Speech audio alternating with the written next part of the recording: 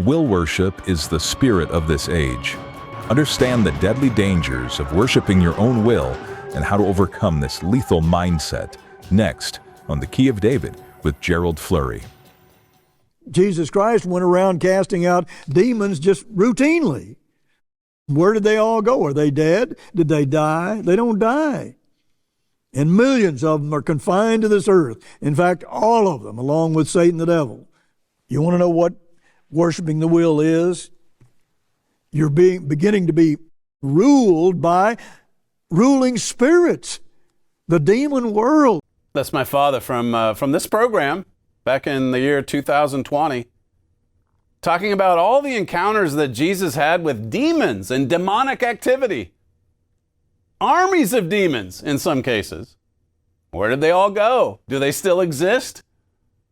He referenced Revelation 12 there, saying that Satan and his demon army are now confined to this earth. They've been cast down to this earth. And in that passage, Revelation 12, God says, "Woe unto the earth." More preachers should be talking about this reality. Instead, there's a lot of them trying to tell you that this world is, it's a pretty good place. That's not the way the Bible describes it. Hello, everyone, and welcome back to the Key of David program. We appreciate you joining us on today's show. This booklet, Overcoming Satan, powerful message. We've got to put on Christ. We've got to put on the whole armor of God. I advertised this recently, but I'll hold it up again. How to be an overcomer. You see the armor there on the cover. Ephesians 6, of course, is where Paul goes through all the armor that we've got to put on if we're going to be able to stand against the devil. Paul was well aware of Satan, his power, his influence. Jesus certainly was, as you heard from my father. Are you well aware of it? Do you believe Ephesians 2 and verse 2, which says that Satan is the prince of the power of the air? He surcharges the air with his attitudes, with his impulses, with his moods. It's all over the place. He has the power to do this because, like 2 Corinthians 4 and verse 4 says, he's the God of this world. He's the God of this world. That's why Paul in Galatians 1:4 says this world, this present evil world, it's evil. Like I said, you look at what the Bible says, and it has a very different view than what you hear so many preachers saying. Some of them talking about, we're experiencing an incredible revival. We're coming into a golden age. America's being blessed. Is that the truth? Is that reality? Colossians 2, we'll start our study there. This really was the main text, the main Bible text that my father was going through back in that 2020 Key of David. And then he wrote this incredible article in the Trumpet magazine later that year. I think it was May, June 2020, The Dangerous New Age of Worshiping the Will. If you haven't subscribed to the Trumpet magazine, now is your time to do it. A free 1-year subscription awaits. And the best part of it is it's totally free. There's no cost or obligation. We'll send you 10 issues of the Trumpet magazine every month to your mailbox, almost every month. And of course, a lot of the content in our magazine, you can find it at our website, thetrumpet.com. We have so many platforms, it's hard to keep up with all of them. I have a daily television program that is broadcast online called The Trumpet Daily. And again, you can get to that every weekday at our website, thetrumpet.com. Here in Colossians 2, verse 18 says, "Let no man beguile you of your reward in a voluntary humility." People going around volunteering their humility, pretending to be humble, in other words, and worshiping of angels or demons, intruding into those things which he has not that's omitted in most texts, which he has seen, vainly puffed up by his fleshly mind. I mean, they're worshiping fallen angels. They're actually filled with vanity. They're puffed up with vanity and pretending to be humble. Verse 19 says, and not holding the head, from which all the body by joints and bands, having nourishment ministered and knit together, increases with the increase of God. Last week on this program, I talked about the body of Christ, that is the church, and how that the living Christ is the head of the body. He's the head of the church. He lives. We talked about what Christ is doing today. The all-powerful, ever-living Jesus Christ at the right hand of God, living to make intercessions for us, living in us. Philippians 2:5, Christ in you. I mean, that's a great mystery that this world does not understand. Read about it in Colossians 1, verse 26, verse 27. They're not holding to the head. When you lose your head, you lose every sense of direction that there is. You don't know what's going on. You don't know where you're going. The head has to guide you. The head in this case is Jesus Christ. His mind. Philippians 2:5. Verse 23, further down, it says, which things have indeed a show of wisdom in will worship and humility and neglecting of the body, not in any honor to the satisfying of the flesh. Wisdom in will worship. That's better translated forced worship of angels or demons. The demons are destructive. You see a path of destruction everywhere you look that's brought on by demonic activity. That's why this world is becoming more and more dangerous. 2 Timothy 3 and verse 1 says that.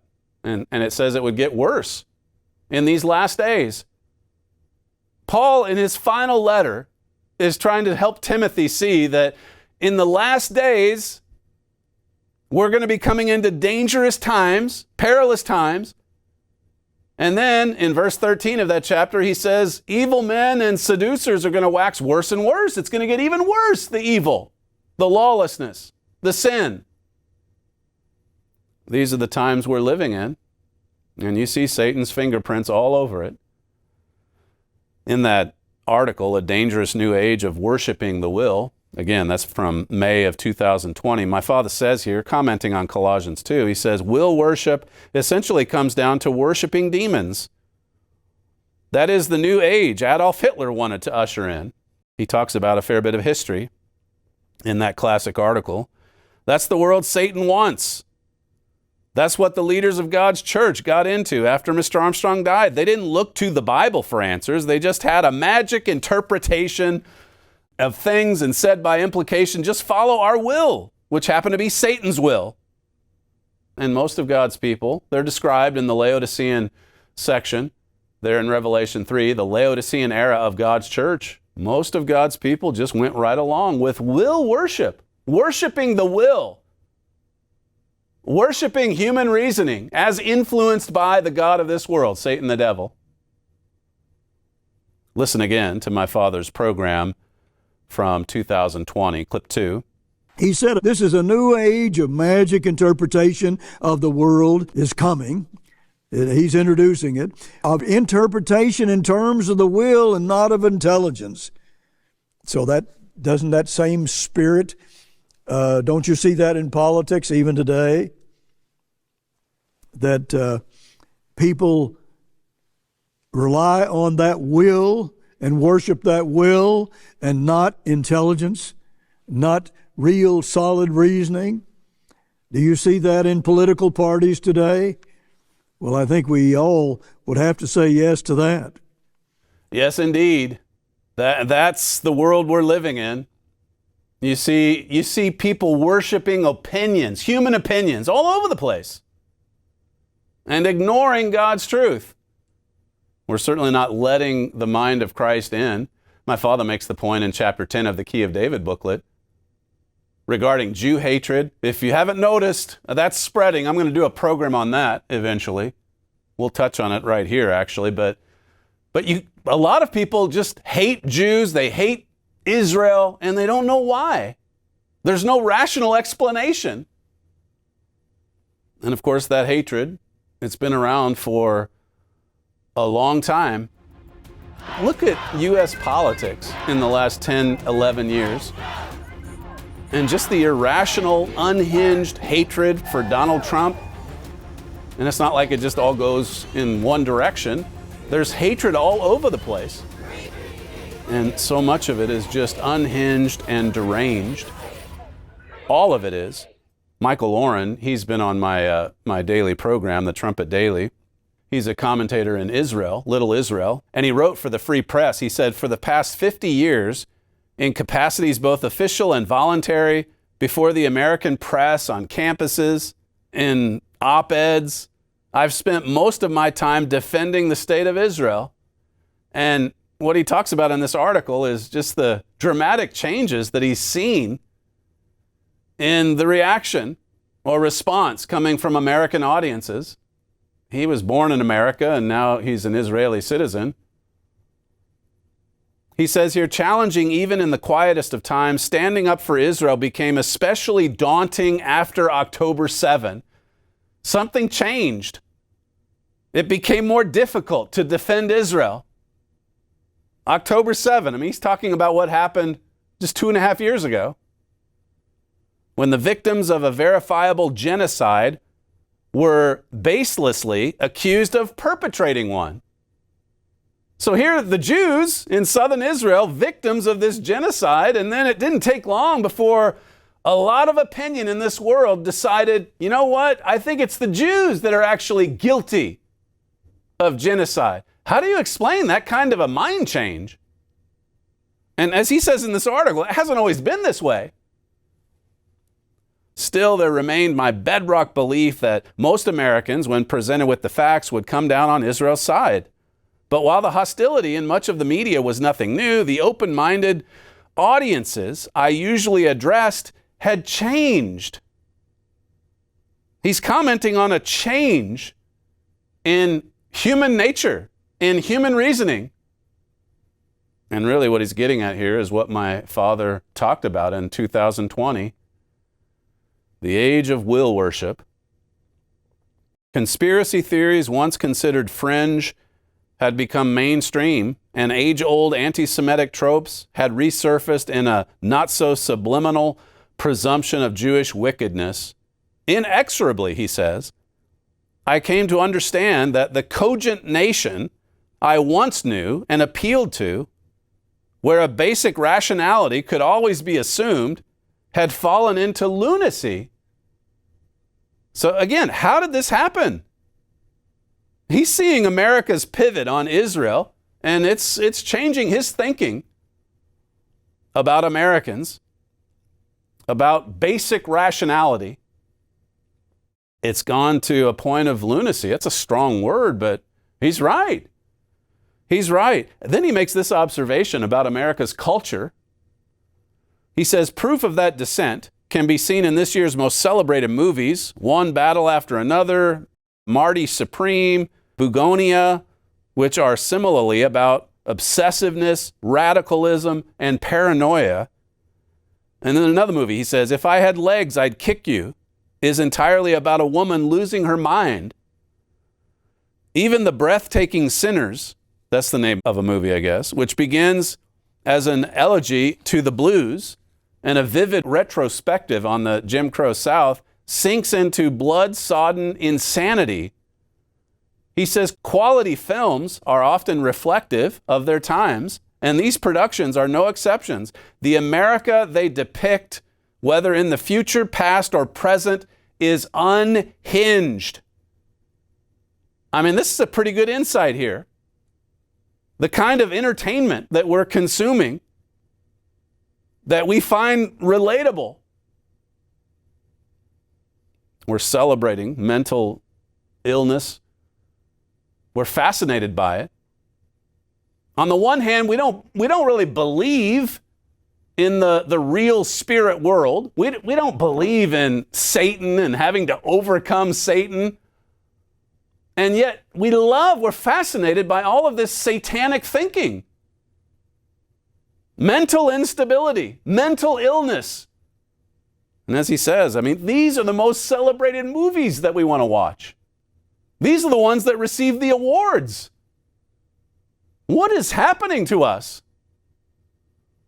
What is wrong with our thinking?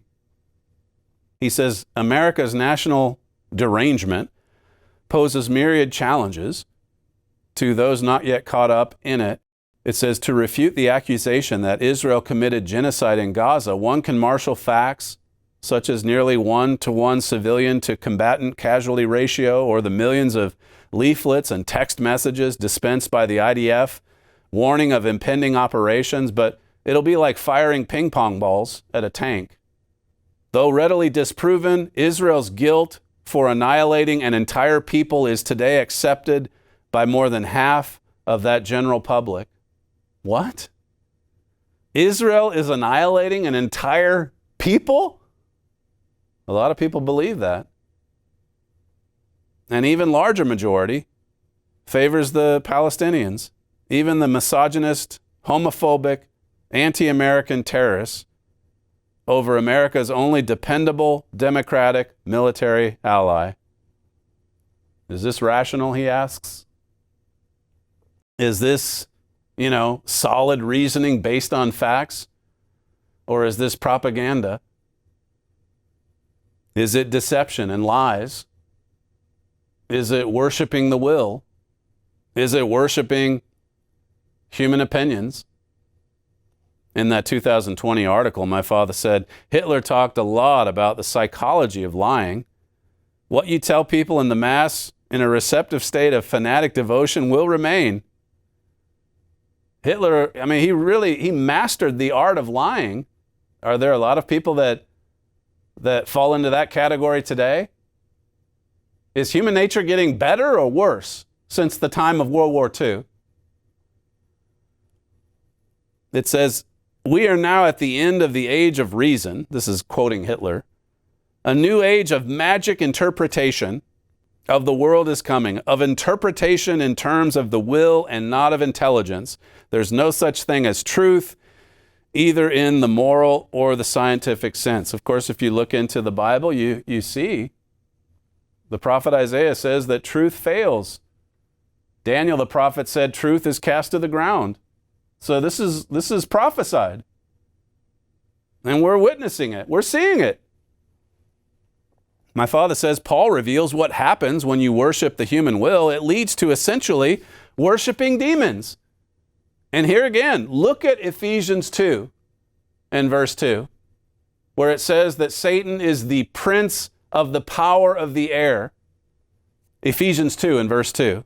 It says, wherein in time past you walked according to the course of this world. Paul's talking about brethren that had come out of the world. He said, before your conversion, you were just going according to the course of this world. Well, what course was that? According to the prince of the power of the air, the spirit that now works in the children of disobedience. Disobedience to God's commandments, to God. Satan is the author of that. He hates the truth. He hates God's purpose. In this article by Michael Oren, he gives a lot of historical examples of what little Israel is contending with as far as the international outcry in many cases over Israel committing, war crimes or violating international laws. The world, if you haven't noticed, the world doesn't exactly gang up on terrorism sponsoring states. Not like they do on Israel. There's a spirit behind this. He says, finally, even if the Iran war ends today, the inanity will surely continue, insanity too. We must continue to fight, armed with these same weapons of truth, sharper now, more piercing. We must continue to battle the madness. This is, his emotional appeal at the end of his article. We can't get discouraged. We can't give up. We've got to continue fighting. And to be sure, nobody wants to quit or be overcome by our adversary, the devil. But what people need to know and understand is the real fight is a spiritual war. That's the war that we're in.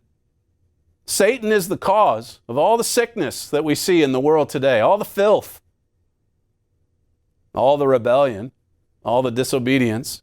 Isaiah 1 and verse 4, the prophet Isaiah says, "Ah, sinful nation, a people laden with iniquity, a seed of evildoers, children that are corrupters. They have forsaken the Lord. They have provoked the Holy One of Israel unto anger. They are gone away backward." It's upside down. Isaiah touches on this in chapter 5. We call evil good. I mean, if it's the filthiest, most perverted movie, chances are it's going to be given an award. We're going to be told that, no, this is good. We're celebrating mental illness here. I actually find these mentally unstable characters kind of relatable. This is where we are. The devil and his demons cast to this earth. Read Revelation 12, verse 9, verse 12. That's why there's so much sickness in our nation, so much sickness in the world. Verse 5, it says, "Why should you be stricken anymore?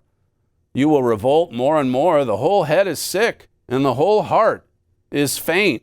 It says in verse 6, "From the sole of the foot, even unto the head, there's no soundness in it, but wounds and bruises and putrefying sores.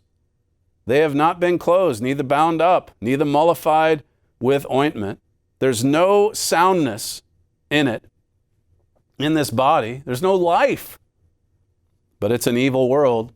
And Isaiah says in verse 9, "Except the Lord of hosts had left unto us a very small remnant, we should have been as Sodom, and we should have been like unto Gomorrah." I mean, there's just a very small remnant of people, not a huge universal church of believers. It's just a tiny remnant in the midst of Sodom and Gomorrah. Mr. Armstrong, he said back in 1965, he said the future welfare and even the existence of civilization is dependent on the educational system. I mean, so much of this rabid hatred for Jews, you see it most on university campuses. This is what our young people in many cases are taught. There's no soundness in thinking, in our minds. That soundness comes from God, submitting to God's rule, letting the mind of Jesus Christ in, walking in the steps of Jesus Christ.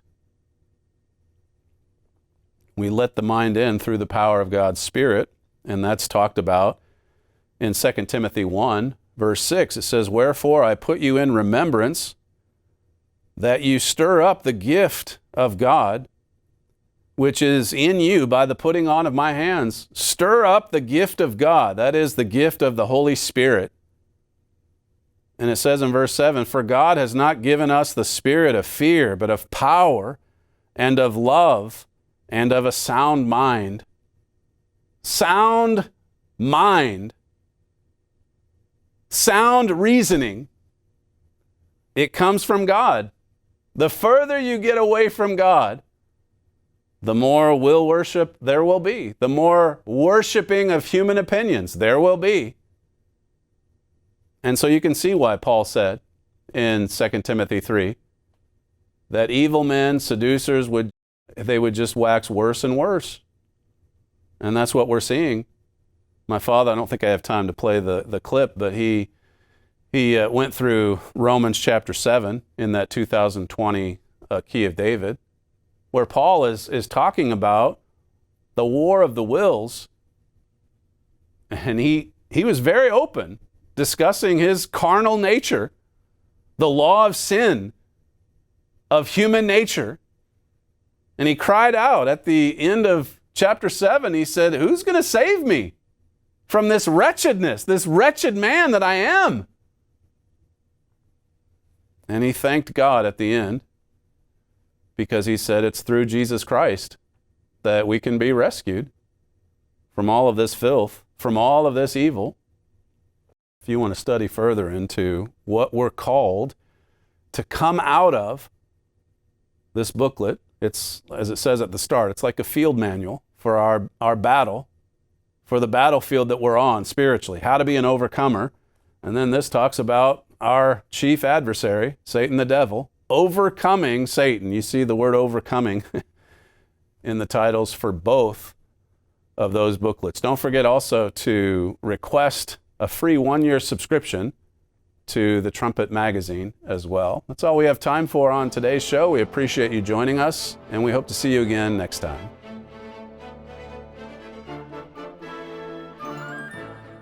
All our literature is available free of charge at no cost or obligation to you. Request How to Be an Overcomer and Overcoming Satan. Order now. The preceding program was a paid presentation of The Key of David, brought to you by the Philadelphia Church of God.